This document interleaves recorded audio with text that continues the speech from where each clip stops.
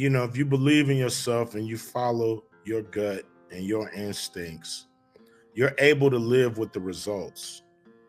But if you listen to somebody and they steer you in the wrong direction and you lose out, that's very hard to live with. You better sit down for this one, because what's coming next is straight up shocking. The mystery around the Charlie Kirk shooting just took a wild new turn, and this time the story's coming from someone nobody expected. Ice Cube! Yeah, that Ice Cube. For months, people have been trying to figure out what really happened during Charlie's final hours, and it's been one big maze of confusion.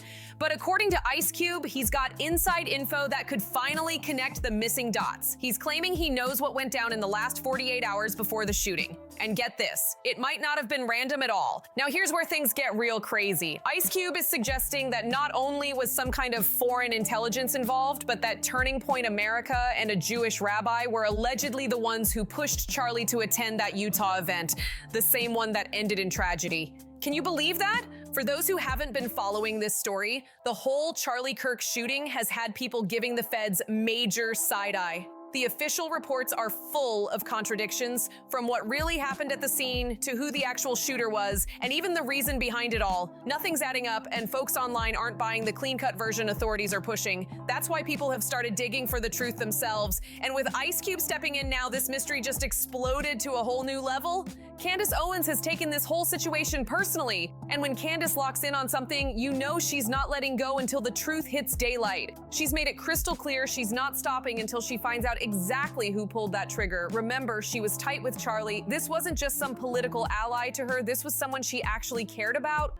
But in the end, he had, like 24 hours before he was killed, he had basically lost it and said, I'm leaving the pro-Israel cause. And this is before he's going to go on a nationwide campus tour where he's going to be bombarded with questions about Israel.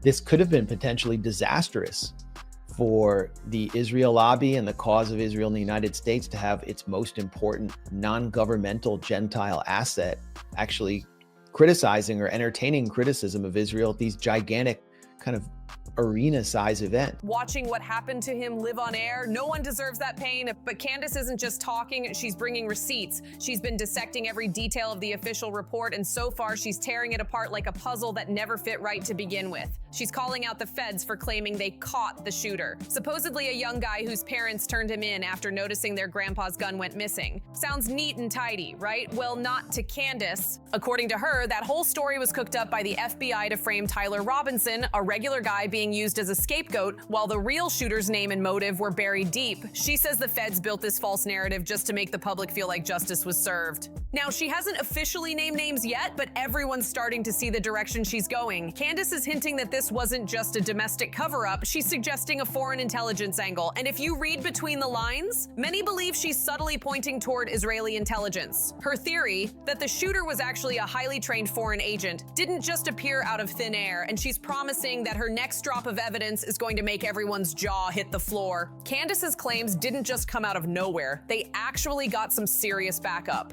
A top neurosurgeon who examined the case details stepped in and said the same thing many were already whispering. That shot was way too precise to have come from some rookie. According to him, the bullet hit a major artery in Charlie's neck, causing him to collapse almost instantly. Charlie sustained this gunshot wound just to the left of the midline of where your larynx sits, right about here. And then almost immediately you see this flow of blood, and it's kind of a dark venous kind of blood, which might give I don't have any records in front of me right now, might give an indication that this was a venous strike in addition to maybe an arterial strike. Arterial blood kind of pumps out. That kind of accuracy doesn't happen by luck. It's the mark of someone with elite level training, not some random guy off the street holding grandpa's gun. So when Candace said this had all the signs of a professional hit, people stopped laughing and started listening. Even though it's still technically all allegations, the pattern is starting to look a lot more suspicious. And despite getting blasted online, Candace isn't backing down 1 inch. Every time critics come for her, she fires back with more receipts, more screenshots, and more questions that the feds still haven't answered. Then she dropped a bomb so big it made everyone's heads spin, claiming Charlie Kirk had turned down a $150 million donation from a company allegedly connected to Tennessee and Yahoo. According to her, that money came with strings attached. They wanted him to keep pushing a pro-Israel message through his organization, but Charlie said no. And just days before he was gone, Candace says she has proof that he was planning to step away from that entire agenda completely. That revelation sent the internet into a full meltdown. Hashtags exploded, timelines flooded, and everyone started asking, did Charlie's refusal to play along cost him everything? And if that wasn't enough to make people suspicious, Candace wasn't the only one saying he was ready to ditch that stance. Others close to him were about to say the same, and their stories line up almost too perfectly. And this is where the story takes a darker twist. Because once people realized Candace wasn't the only one hinting at this agenda shift, a whole wave of new voices started speaking up. Insiders from Turning Point America, anonymous staff members, and even a few longtime donors started coming forward with strange details about what was happening inside the organization in the weeks before Charlie's final public appearance. And the things they're saying, absolutely chilling. This neuromuscular response that you see immediately with Charlie, where his posture changes, kind of grips, I think it's one hand, and he goes into this kind of contracted appearance, and then he falls over. That's, and I do believe this. I do believe that it was a catastrophic wound. I think that even if you had a team of cardiothoracic surgeons that were standing by, neurosurgeons augmented by various, if you had them standing physically there, he would not have survived this round. According to one anonymous source who claims to have worked directly with Charlie, he was planning a major restructure of Turning Point America. Supposedly, he wanted to separate the organization from certain international backers and refocus it toward American-based donors only. Sounds normal, right? Well, here's the twist. Those international backers reportedly had deep ties to major tech companies and private defense contractors. And if that's true, it means Charlie was preparing to cut off the money pipeline that had been quietly funding the organization for years. Another insider told independent journalist Rachel Sanders that Charlie had grown increasingly paranoid in his last few weeks, even asking staff to stop sending sensitive internal files through email. Instead, he allegedly ordered all communications about upcoming funding deals to be done face-to-face or through encrypted apps. That sudden paranoia didn't come from nowhere. Some believe he discovered something that made him feel watched. And then there's the whistleblower only identified as Mark, who shared screenshots of what he claims were text messages between Charlie and an unnamed board member. In those texts, Charlie reportedly warned that foreign influence is creeping into our narrative, followed by a chilling line that's now going viral. They don't want influence, they want control. That text was dated just 72 hours before the Utah talk, the one that changed everything. Candace Owens quickly picked up on that leak and amplified it during one of her live streams, saying, if those messages are real, it confirms everything I've been saying for months. But in the end, like 24 hours before he was killed, he had basically lost it and said, I'm leaving the pro-Israel cause. And this is before he's going to go on a nationwide campus tour where he's going to be bombarded with questions about Israel. This could have been potentially disastrous for the Israel lobby and the cause of Israel in the United States to have its most important non-governmental Gentile asset actually criticizing or entertaining criticism of Israel at these gigantic kind of arena-size events. Charlie was about to expose something massive, and someone made sure he couldn't. Her viewers exploded with theories, but even the skeptics had to admit, too many coincidences were stacking up for this to be dismissed as just another conspiracy. But here's where things get even wilder, because not everyone within Turning Point America was happy about Candace digging into the organization's secrets. Within days of her first live stream, 2 former staffers who publicly supported her suddenly had their contracts terminated. Their exit letters reportedly cited conflict of interest and unauthorized communications with outside media. Sounds suspicious, right? Candace herself addressed it, saying they're trying to erase anyone who speaks the truth. Meanwhile, internet sleuths started uncovering strange financial transactions linked to a shell company called Blue Horizon Strategies, which allegedly made several donations to Turning Point in the year before Charlie's passing. Guess who's reportedly behind that company? None other than a tech executive with connections to both Tennessee and Yahoo, the same names that keep popping up in Candace's theory.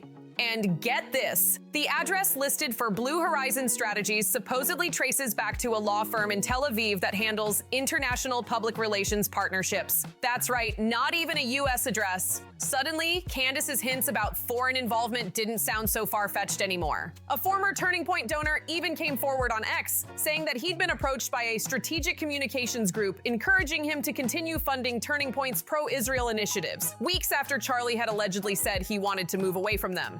That donor posted, "It felt coordinated, like they already knew Charlie wouldn't be around to push back." His post got deleted hours later, but screenshots were everywhere by then. And while all this chaos was unfolding, people started revisiting footage from Charlie's final event. In one clip, just moments before his speech, he's seen standing off stage, glancing nervously over his shoulder as if sensing something wasn't right. A security guard standing nearby appears to say something to him, and Charlie's face drops for a second before he forces a smile and walks toward the podium. That short exchange, barely 6 seconds long, has now been replayed millions of times across social media, with fans analyzing every micro-expression and movement. One former security consultant even claimed to have slowed the footage down and noticed what looked like a laser dot reflection on the stage floor seconds before the shot rang out. Nobody's been able to confirm that detail, but the theory alone sent the internet into a frenzy. Some said it was just a reflection from a camera flash, others swore it was evidence of a sniper mark. And remember that Utah talk that Ice Cube said was suspicious from the start? Turns out the guest list for that event was heavily restricted. Only select donors, a handful of journalists, and certain international observers were allowed inside. According to Candace, even some of Charlie's regular team members weren't cleared to enter. That's not normal for an event of that scale, especially one involving such a high-profile figure. Things got even more suspicious when reports surfaced that 2 attendees from that event left the country the very next morning, one to Israel and one to Switzerland, before investigators could question them. Both reportedly worked for companies connected to data analytics and cybersecurity contracts. When that detail came out, people online lost it. "You mean to tell me the feds couldn't even question them before they hopped on a plane?" one viral post said. At this point, Candace Owens started pushing for a full independent investigation, demanding that all communication logs, emails, and travel records from Turning Point's top donors and affiliates be made public. She said, if they have nothing to hide, then prove it.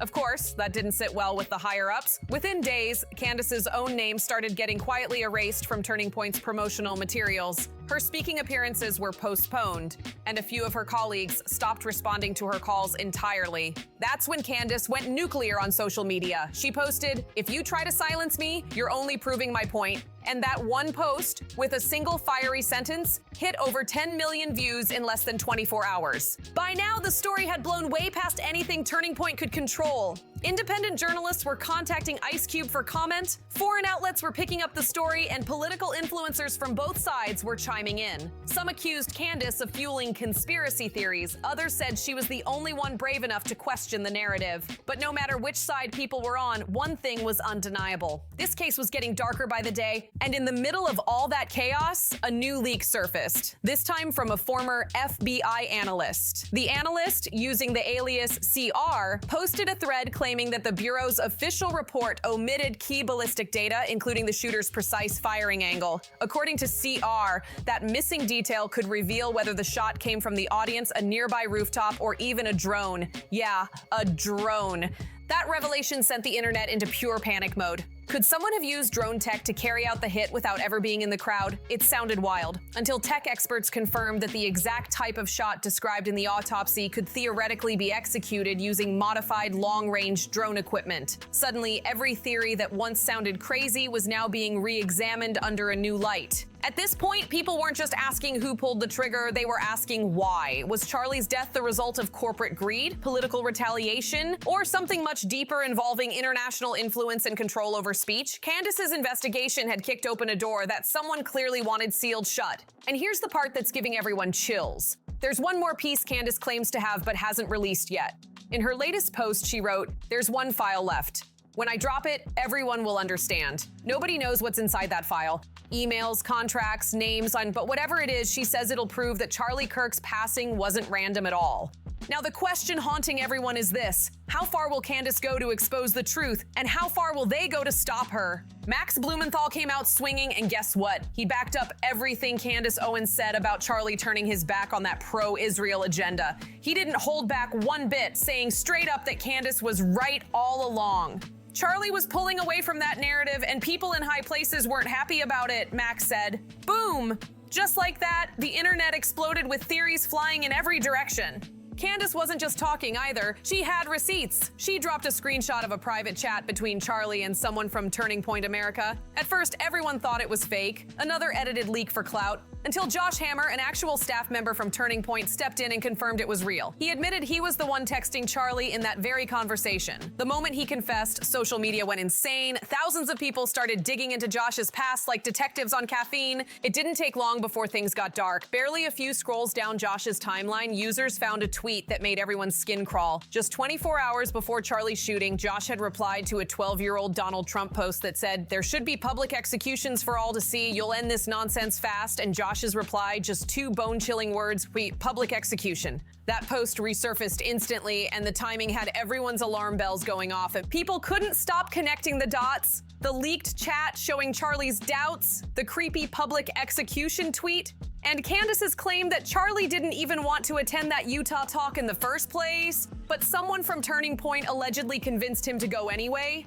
Now everyone's asking, was it Josh who convinced him? The speculation turned wild, and Josh Hammer's name started trending with hashtags like Josh knew and who told Charlie. But just when it felt like things couldn't get any crazier, Ice Cube jumped in, and when Ice Cube talks, people listen. He threw gasoline on the fire when he said what many were afraid to admit out loud, that Charlie's passing didn't look random at all. He claimed this was way deeper than a simple act of violence, suggesting that foreign intelligence might have played a role and that Charlie may have been betrayed by people within Turning Point itself. Ice Cube didn't mince words either.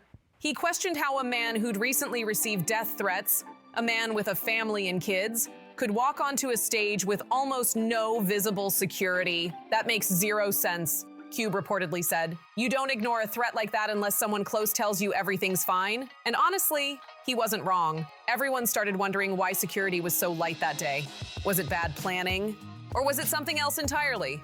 According to Cube, the lack of proper protection screamed setup.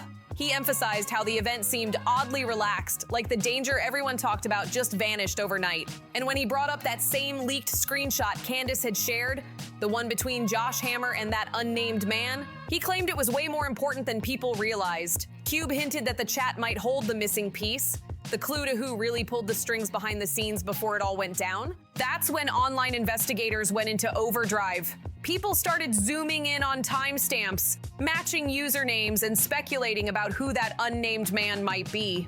Some think he was just another Turning Point member, while others are convinced he had ties to foreign intelligence contacts. Then things got weird. Some of Ice Cube's posts about the story suddenly disappeared like someone didn't want his words out there. Fans shared screenshots saying Cube's account got restricted right after he mentioned international connections.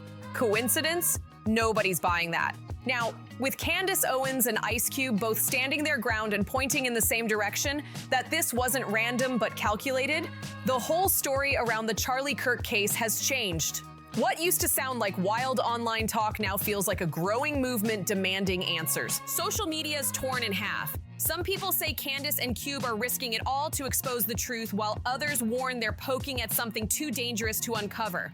But one thing's clear. The more people try to silence them, the louder their voices get. And as for Ice Cube, he left fans with one line that's got everyone replaying it on loop. If you silence one man for telling the truth, 10 more will speak up louder. That hit hard. Now everyone's asking the same question. What truth was Charlie Kirk trying to tell before everything changed?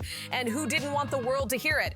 And just when everyone thought Ice Cube had said enough, he dropped one last bombshell that shook the internet to its core. He hinted that he knows exactly who that unnamed person in the leaked chat really was, and that tiny tease alone had social media spinning out of control. Then, out of nowhere, Ice Cube dropped the name everyone's been dying to know. According to him, the redacted name in that chat belonged to none other than Rabbi Psaki. That revelation sent shockwaves through every corner of the internet. Ice Cube went on to allege that Rabbi Psaki and Josh Hammer were both involved in something way darker than anyone expected, working together with foreign intelligence to allegedly set up Charlie's final appearance. In Cube's words, Charlie's passing wasn't random. It was strategic. He claimed that what happened that day was meant to send a clear message to other influencers they were trying to recruit. Go against us, and you'll face the same fate. The idea that Charlie's shooting was orchestrated to scare others, that had fans completely losing it. Comment sections went wild, filled with people saying things like, Charlie didn't realize who he was dealing with until it was too late. Another wrote, when you take their money, you don't just owe them, they own you forever. The reactions were intense. People started comparing Charlie's situation to a toxic relationship, saying if a partner left a message like, "I'm leaving you, I won't be bullied," and then was gone 48 hours later, everyone would immediately know who to suspect. Fans didn't hold back either. Some went straight for Josh Hammer, calling him manipulative and cold, saying he tried to gaslight everyone by pretending Charlie was just letting off steam. But the messages told a different story. Charlie's words weren't frustration, they were final. He had made up his mind to leave that pro-Israel narrative, and those around him knew it. Now the internet split again. Some say Ice Cube's exposing a side of this story no one else has the courage to touch, while others think he's pushing too far and there's still more we don't know. Either way, this mystery keeps getting deeper, and every name that drops just adds another layer of suspicion. So what do you think? Was Ice Cube right about the rabbi having something to do with the Charlie Kirk situation? Or did he get it all wrong and there's an even bigger truth that hasn't been revealed yet? Drop your thoughts in the comments because this story isn't going away anytime soon. Make sure to like, subscribe, and share this video if you're keeping up with the investigation. And don't forget to hit that bell so you don't miss what comes next. This case is far from over and you'll want to be here when the next twist drops. See you in the next one.